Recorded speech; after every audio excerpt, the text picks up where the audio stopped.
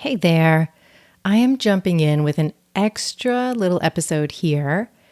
And I want to tell you that before I jump into telling you about the biggest mistakes I made the first time I launched a program beyond private practice, I also want to tell you that Create Your Program, my 8-week experience for you, if you're creating a program beyond private practice, this is for you. It's enrolling right now, and enrollment closes at the end of the day on March 23rd. So that's Wednesday, March 23rd is the very last day to register. I want to tell you that right away. Head over to rebeltherapist.me/create to register. Okay, now I'm going to tell you about the biggest mistakes that I made when I was launching my first program beyond private practice. And I've got to tell you a story of what happened before that for this to make sense, which is that I launched a program with my friend. So the mistakes I made that I'm going to really dive into are when I launched my own program all by myself and made some big mistakes and did not go well. I'll get into that.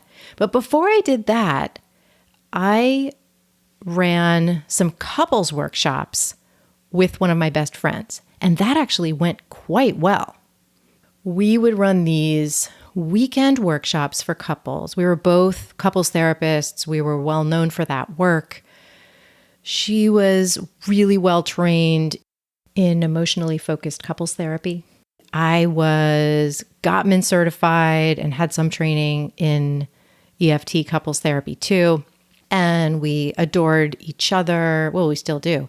We adored each other. We loved working with couples, and we wanted to do a workshop. So we based it on some Gottman stuff, some EFT stuff, some stuff we had gotten from other places, things we had made our own. We really queered it up, and we threw in our progressive point of view, and we ran some couples workshops, and we loved them, and they would be on the weekend, often in a beautiful place.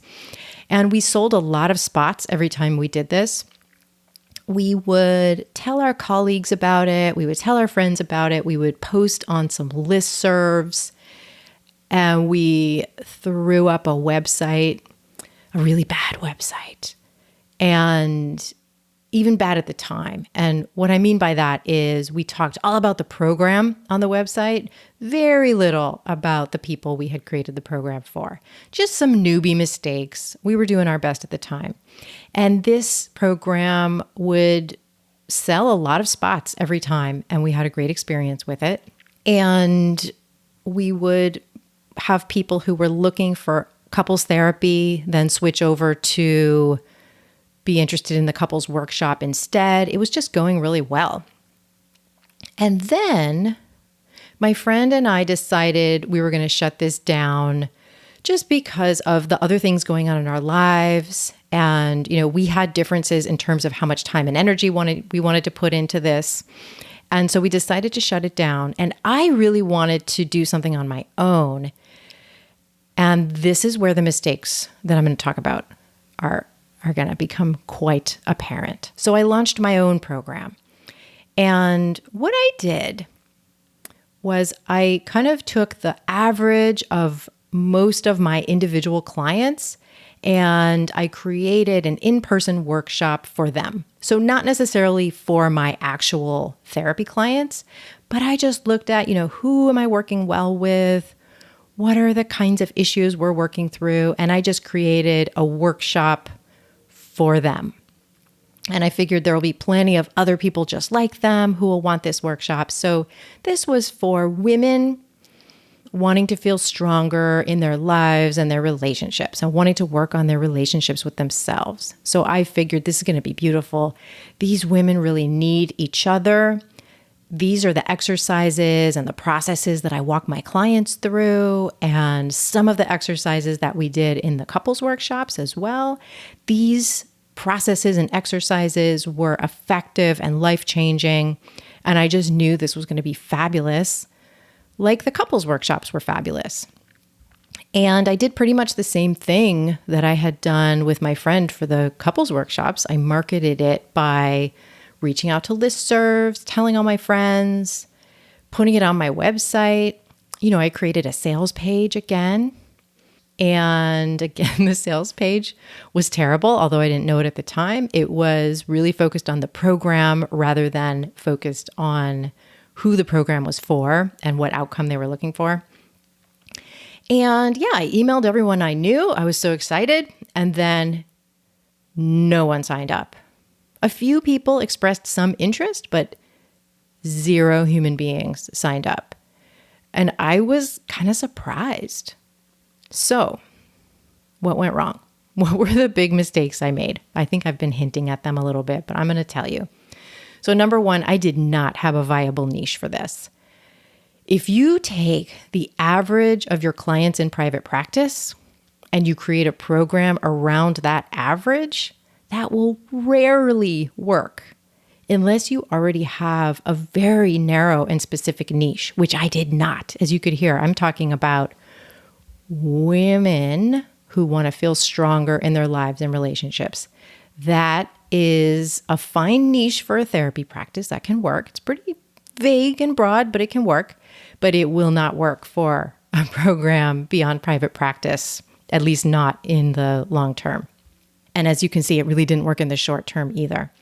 And it doesn't matter if you have a wait list, if you have a full therapy practice, that kind of a niche is not likely to work for an offer beyond private practice. Now, if you want to know a lot more about niching effectively, listen to my recent episode that's all about the best niches beyond private practice. And that'll walk you through kind of a deep dive of what will work with choosing a viable niche. So my niche was hella vague. The second mistake I made was that my marketing was really ineffective. And that was actually true with the couples workshop as well, but the niche and the outcome of that couples workshop had been so good, which we kind of lucked into. It was so good that it really carried our lack of marketing skill through. And it allowed us to fill that program a bunch of times, even though our marketing totally sucked for the couples workshop as well. We just didn't know it at the time. So my marketing for this offer that was, this vague offer for women, it again was all about the offer itself, not about the client. I wasn't describing a particular problem. I wasn't describing a particular outcome that someone would be really invested in getting. Another problem with my marketing was that I had almost no email list, and I had no plan to build one either. I didn't realize how important that was at the time. And the people who I did email would only hear from me when I was selling something. So the marketing sucked and the niche sucked. So in the couples workshop, the niche had been so good that it worked out even though the marketing sucked. And I'll tell you one more big mistake I made was that I quit after this first round with crickets, with nobody signing up. I quit instead of circling back, maybe getting some help, maybe revisiting the niche. I just said, okay, well, that didn't work, failed experiment, moving on with my life. So what I could have done is circled back, looked at that niche, really tightened things up, and gotten more specific. And instead I gave up. So if I were to coach the Annie of that time, I would explain some things to her about why the couples workshop had worked so well. I would also explain to her how profoundly different it is to build an offer beyond private practice compared to building a therapy practice. Because I knew I was really good at building a therapy practice. I knew how to market that. I knew how to create a full therapy practice and to often have a wait list. But I would just explain to her that is fantastic and this is a completely different process. So if I was helping the Annie of that time, I would walk her through a process to really come up with a viable niche where she would identify a problem that specific people she had worked with were trying to solve. And I know that from that younger Annie, I would have gotten some pushback and some struggle. And she would probably have really resisted the idea that she couldn't work with all of the kinds of problems that her clients were coming to her with. But I think I might have been able to convince her to try a particular, more specific niche, like maybe breakups, because I did have a lot of clients going through breakups and I know how to walk people through that process. And I was really moved by that work. So, Annie would have pushed back and said, but this doesn't just apply to people going through breakups. This really could apply to so many people. So we would have had to struggle through that conversation. And perhaps she would have landed on creating a workshop for, really kind of a workshop retreat for women going through breakups.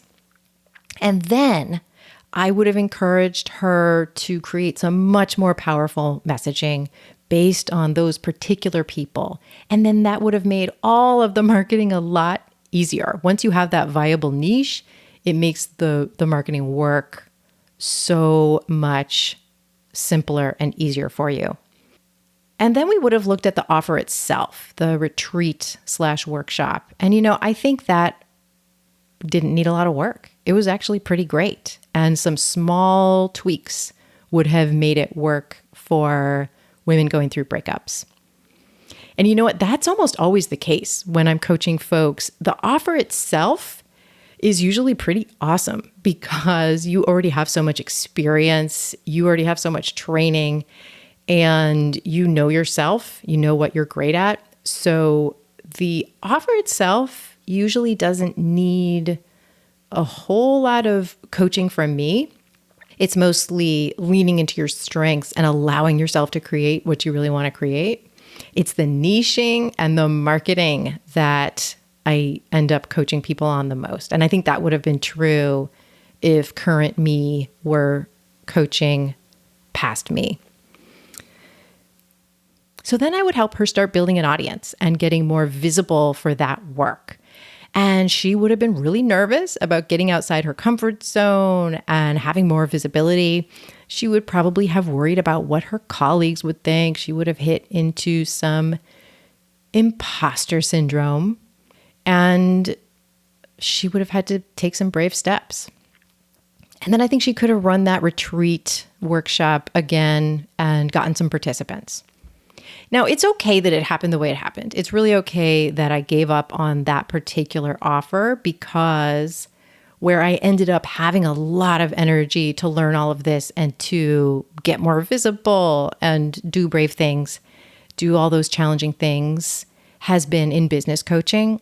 And so I'm not actually regretting that things went the way that they did. Still, it would have been so cool to run that retreat, and I really could have.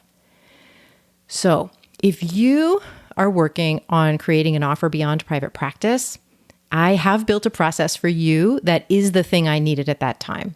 So we work on niching first. And even if you think you've got a great niche, and maybe you do, you're going to make it even better. You're going to tighten it up, get really clear, go deeper so that you're speaking in the language of the people looking for your work. And then we work on the offer itself, which is a lot about trusting yourself and what you already know, leaning into your strengths, and working through your inner bullshit so that you can really birth that program. And then we work on the marketing so that you have an audience, not just for the first time that you launch this, but you have an audience that's growing in the future so that all the future iterations of your program can fill. And we launch your pilot offer, which just means the first version of this offer. And in that process, you work through your inner challenges so that you can step forward and do the really hard, brave stuff. So this is designed not just to help you launch that one offer one time, although it is designed to do that. It's also designed to help you create the company you want to be running. And you do that by starting with this one offer. So I would love to have you join me. Create Your Program is open for enrollment right now. And it closes on March 23rd, 2022. That's the last day to sign up for right now. And it's not going to be open again for several months. So go over to rebeltherapist.me/create and learn all about it and enroll. And I cannot wait to work with you. And if you're not ready for Create Your Program yet, you can start with my free mini course, which is going to walk you through some really important questions and concepts for creating a business beyond private practice. And you can grab that by going over to rebeltherapist.me/mini.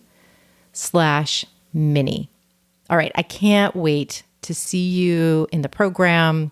And so just make sure you register by March 23rd, 2022. Oh, and hey, by the way, if you have launched a program and it didn't go so well for you, I would love to hear what you think your mistakes were. If you think you made any mistakes, I would love to know if they're the same ones I mentioned, if they're different ones, or if you haven't quite figured it out yet, please tell me. So you can email me at info@coachingwithannie.com. Leave me a voice memo if you want to. That would be even better so that I can share your voice on the pod. All right. See you next week. And thanks so much for listening.